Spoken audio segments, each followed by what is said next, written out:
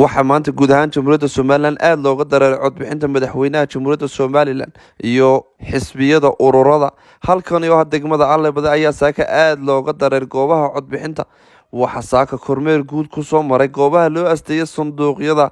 Oday ka mid ah odayaasha degmada Allebada, oday Aw Cabdiraxmaan Aw Xareeye oo sheegay inay nabad ku bilaabatay nabadda ku dhamaanayso. Waxaana hadaladiisii ka mid ahaa 17 Noofambar maanta joogno maalintii codbixinta aynu joogno Allebada baan joogaa toddobaadkanba waan joogay Allebada maanta si xalaala ayay u socotaa khilaaf la'aana buuq la'aana populationku kii joogay reserve area iyo kii joogay Jamhuuriyadda Somaliland dhex joogaba waa isugu yimaadeen dadna laga yaabo inay gaadhaan 20,000 oo ka diiwaangashan ayaa meesha isugu yimid si wanaagsan oo khilaaf la'aana oo ceeb la'aana oo nabadgelyo ah ayay ku dhacday arrintaasi.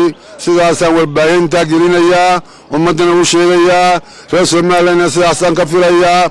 axsaab badan baa ku tartamaysa iyo ururo badan. waa in nabadda la ilaaliyaa guudnimo, waa in la kala dambeeyaa, waa in la ilaaliyaa muraaqibiinta sanaaduuqda iyo askarta ilaalinaysa shacbiga caynkaasaan ku dardaarayaa. afarta dhanba waan ka dardaarayaa reer Somaliland baan dardaarayaa. السلام عليكم ورحمة الله وبركاته.